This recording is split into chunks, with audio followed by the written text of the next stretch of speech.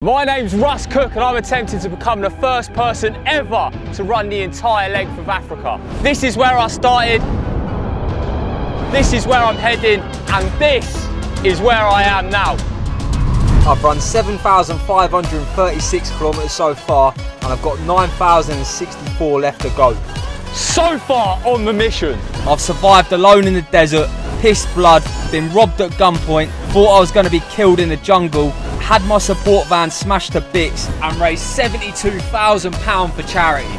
In this episode, Stan gets malaria, I continue on my search for tarmac, and our plan to ship the van through pirate infested waters turns into a nightmare.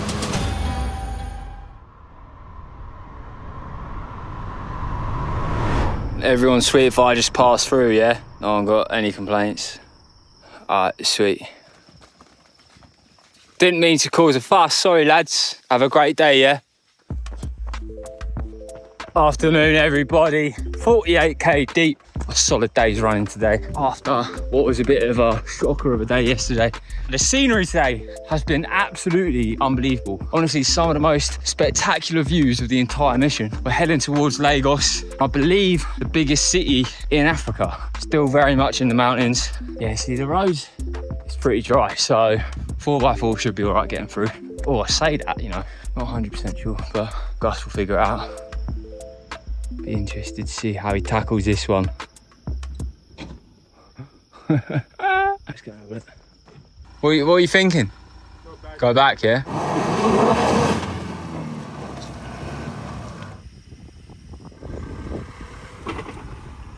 Nice. A tidy 50k down, we ventured into the beautiful wilderness to search for a place to sleep. This ended up being one of the most incredible camping spots of the mission, nestled within the rolling green mountains. This area was breathtaking, but the peace couldn't last for long.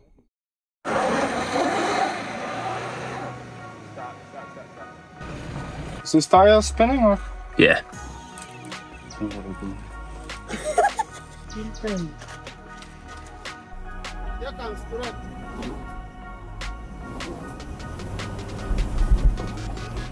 My running was frustrating at this point, constantly being held up by things outside of my control. I just wanted to taste that sweet tarmac, just a few days of hard graft away. Just around the corner, we hit yet another snag. There's a truck stuck here, hold tight. This guy's stuck, he's blocking the path. That could be a day's wait. Yeah. What is broken on the car? Like the tooth from the back wheels. Pretty fucked then, eh? Things were looking bad, but yet again we underestimated the graft and resourcefulness of Africa. The whole village came out and helped us dig an entirely new road around the stuck vehicle so we could continue. Thanks to them, we were on our way in just 2 hours. Without, we could have been trapped for days. I ran on, now heavily delayed, but eager to get in as much mileage as possible before the light fell. The last few days had taken a definite toll on my body, with thousands of meters of elevation and very little food. But I could smell that tarmac in the air and it incensed me to keep on stomping. Then disaster struck. The very little food we had managed to find was playing havoc with my guts. And guess what? I shit myself. Again. Meanwhile, Gus went to the nearest village to try and exchange our currency. Like everything on Project Africa, it didn't exactly go to plan. What happened, Gus? I tried to change money. I fixed a guy. We went to like the bank. The bank was out of money. So we went to another place. Someone knows a guy that can change money. So he gives me like a ridiculous low amount. Yeah. Eventually he comes back with some money. He's like, I changed for you. I want like 5,000. No, but in the meantime I searched the unofficial rates, and apparently even in Gambu $1 is 1,000 nairas. Yeah. So long story short, he's scamming me for like 1 or 2 tenors. It's okay. Then the other guy that was guiding me to all these places, he's like, okay, I bring the food to the car, give me a few thousand. I leave my phone here, you see, give me the phone. Then you give me the message. I'm like, bro, cancel, give me your money back. Yeah. No time, can I have money? I don't give them. Oh, can I give? He takes his phone and then he just sprints off into an alley. Cars running, the windows open, thinking like, hey, I'm too tired to even chase. Yeah. F it, man. How much did you lose? 5,000. Oh, that's not the end of the world. It's like £5. Yeah. It was an exhausting few hours. Yeah, sounds it, mate. I mean, my afternoon was much more simple. I just f***ing shit myself. Mate, literally got shit dribbling down my leg. So I was like, oh, I'm just gonna have to text Gus and say, let's just camp here. We got some water though, so I can actually have a shower. Yeah. It's gonna be nice. We're gonna boil some nice veal, take some antibiotics. It's gonna be good. Yeah. Looking forward. We camped in more idyllic open plains, and I spent my evening scrubbing shit off my leg with about 20 ml of water and a sponge. What a life. But it turned out I wasn't the only one shit myself. Back in Cameroon, Stan had taken a turn for the worst. Stanley, what's just happened? I have malaria. Hey, it was bound to happen. I've been starting to feel ill today, and I was like, oh shit, it might be COVID, which if I pass it on to the guys here, then they can pass it on to the chimps. So I was like, I'll take a test, and she was like, oh, it sounds more like malaria to me. Malaria. I don't get malaria. Shouldn't have said that. It'll be alright, as long as you catch it early. Malaria is dead treatable these days. The only spanner in the works is getting on like an 18-hour boat journey in 2 days' time. It's not great, is it? I actually feel quite a lot like I did when I had COVID. You know, when your head kind of feels inflated, big headache, every time I move my head, the headache gets worse. I don't know why I did that, because it's really You shouldn't have done that. chills and aching muscles, that's it. Yeah. And I'm shitting myself a lot, but that could be related or not. It's a new experience at least, Yeah. something new. Gus signed off the phone call with like, welcome to the African experience. So, hey, you don't mind I've got malaria, do you? You're just going to have a good sniff of my crotch. Yeah. Right, any last words in case it goes down? Mum, Dad, thank you for bringing me up all right, I guess.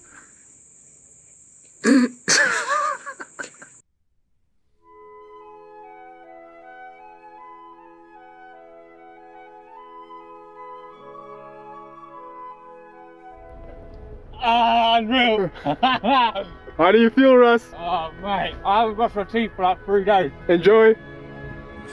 Oh, girls and boys, after 6 long days, the tarmac has finally returned. Get in! Look at that smooth asphalt. What a day, what a time, what a moment.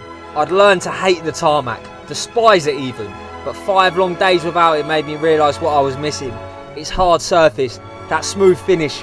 Tarmac was about the only consistency I had left in my life, and I was so happy to see it again. I was still going to stomp its head in though. How was the run? Oh mate, good to be back on the farm. How's the drive? So good to be on the town. What do we got there? A whole crate of biscuits. That's what we're living off right now. Biscuits and Huel. And perfect. Right there. I got pancakes. Nah. What are these? I asked, it's pancake. Yeah? Tastes like the donuts that we've been eating for the last... No, it's not. It's pancake. They changed, like the crust is a bit different than the donuts. Can really taste it's a pancake. Mate, this man has an obsession with finding bags of food on the side of the road and buying them.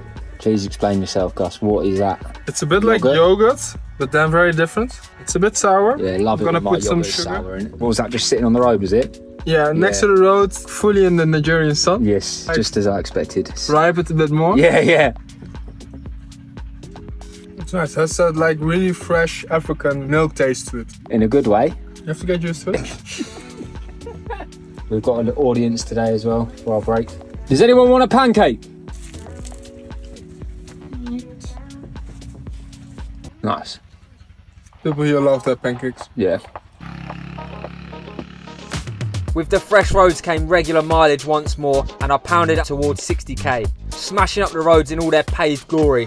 Meanwhile, we received an update on Stan. He was in a bad way, bedbound and shitting himself even more regularly than me. As the sun set, I made it to 60.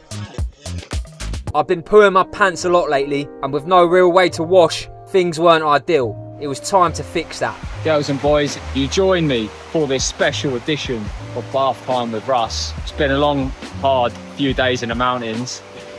Mate, just what I needed, bruv. We're gonna get involved. Big blessings, because I haven't really cleaned properly for a while. Get right talking, man.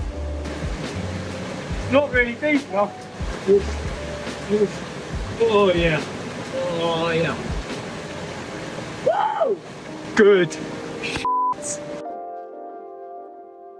Morning everyone, day 187. Camped at this place, don't even know what it is really. It's like a police checkpoint that's in an abandoned building. Had a nice little shower in the river, went to sleep well early. I was asleep at like 7:30, I think. Something like that, yeah. Now we're heading down the side of the mountain this morning and then cruising through to Lagos. But yeah, mate, the police have been pretty well so far, haven't they? In Nigeria. Yeah, they have like a bad reputation over here, but so far they've actually been way nicer than in the last countries. And well, hopefully that continues. Today was much like the others. More hard stomping, more tarmac, more elevation and more pain.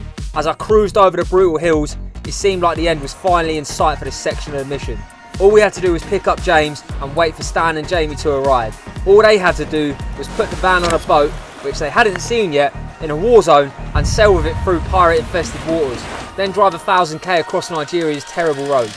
Simple. Today I did 63.65 kilometers. Pace was 6:56, bit of a slow one. Heart rate average 126, which is a bit higher than normal because it was absolutely boiling. 331 meters elevation gain, which is like a record low for the last couple of weeks. Temperature wise, do you want to guess, Gus? 35.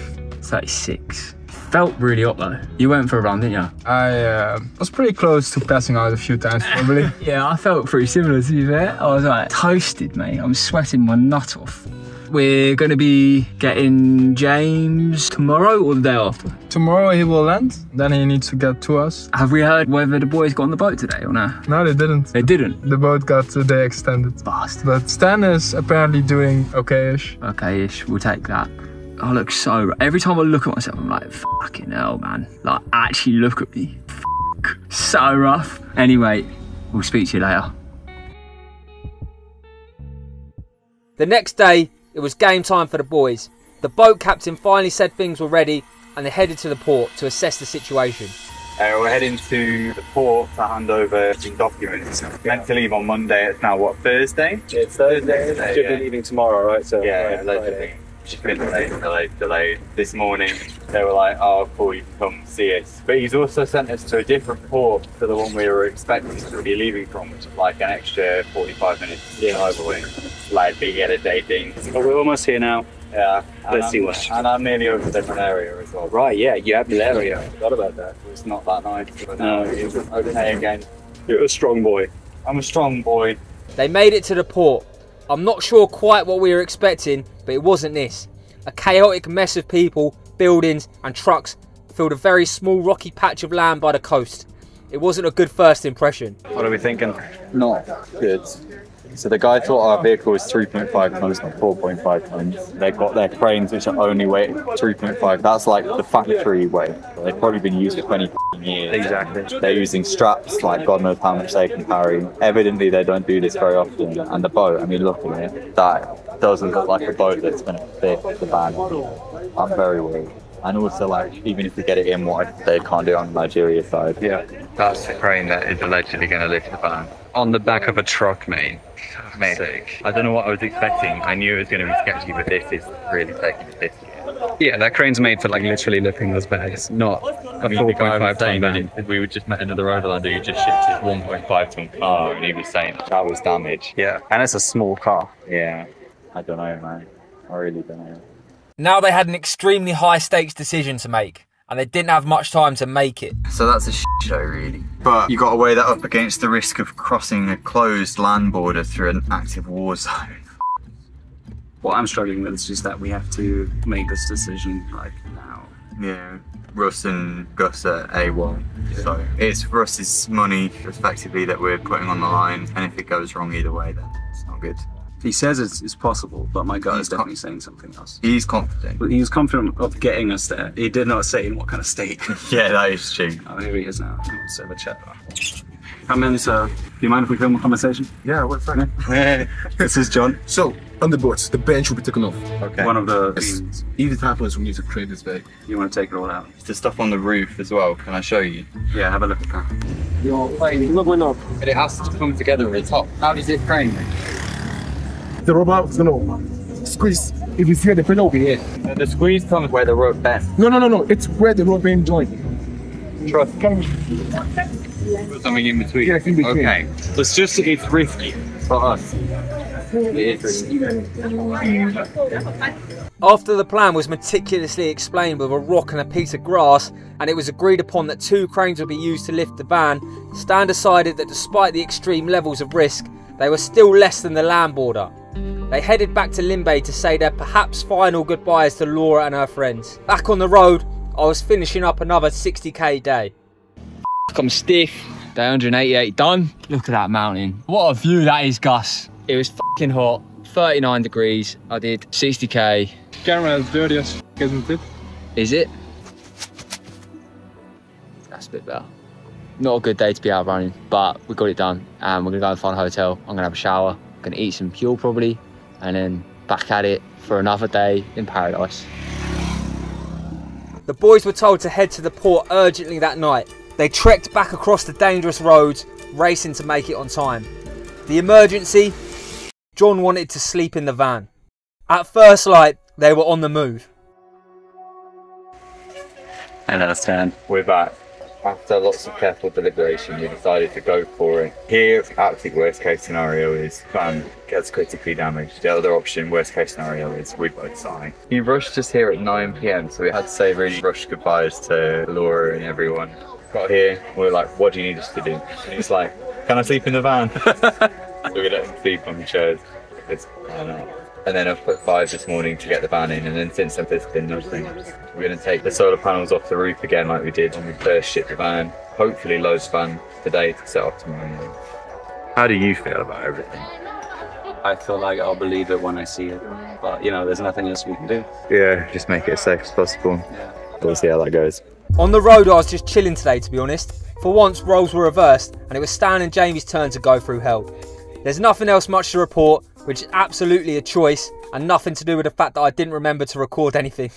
At the port, Stan removed the solar panels from the roof in preparation to load that evening.